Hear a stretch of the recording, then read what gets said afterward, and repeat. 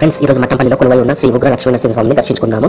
నేను మా ఫ్రెండ్ అద్భుత శిల్పకళా నైపుణ్యంతో అందంగా చెక్కబడిన ఆలయ బాహ్య గోపురం నుండి ఆలయంలోకి ప్రవేశించాము.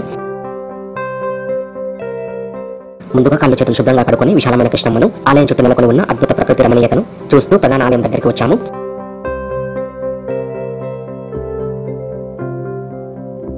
ప్రధాన ఆలయ గోపురానికి ఎడమ పక్కన ఉన్న ఆంజనేయ స్వామిని దర్శించి ఆశీస్సులు తీసుకుని ప్రధాన ఆలయంలోకి అడుగుపెట్టాము.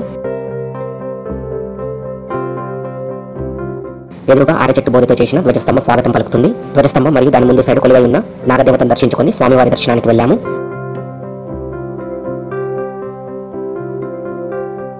దర్శనం చాలా బాగా జరిగింది. తర్వాత గోదాదేవి అమ్మవారిని మరియు మహామునులను కూడా దర్శించుకొని కాసేపు ఆలయ మండపంలో కూర్చొని ధ్యానం చేశాము.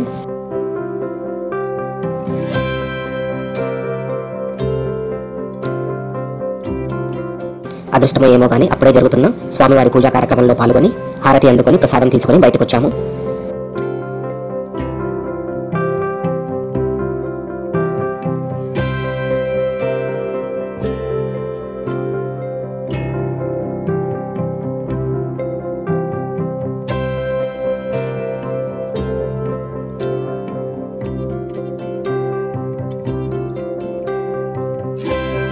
ఆలయ పరిసరాల్లో తిరుగుతూ స్వామివారి నిత్య అన్నదాన కార్యక్రమంలో పాల్గొని ఆకలి తీర్చుకున్నాము.